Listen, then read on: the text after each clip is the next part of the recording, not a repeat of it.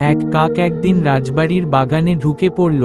সোনার পাত্রে ঠান্ডা পানি দেখে কাক বলল, বাহ, রাজারা সত্যিই রাজা, এত রাজকীয় পানি, এক ঢোক তো মারতেই হবে।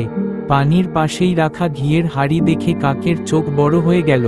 উফ, ঘি, এইবার যদি না খাই তাহলে আমি কি কাক।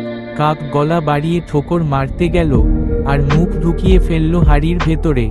তারপর আটকে গেল, না ঢোকে না বের হয়। হাঁড়ি মাথায় নিয়ে কাক এদিক সেদিকে দৌড়াতে লাগলো আর রাজবাগানের লোকজন চিৎকার করতে লাগলো।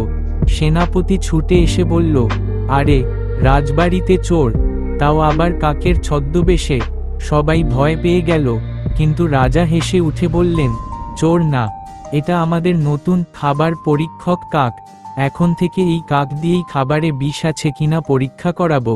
লোভে পড়ে হাঁড়ি মাথায় পড়া কাক এখন রাজবাড়ির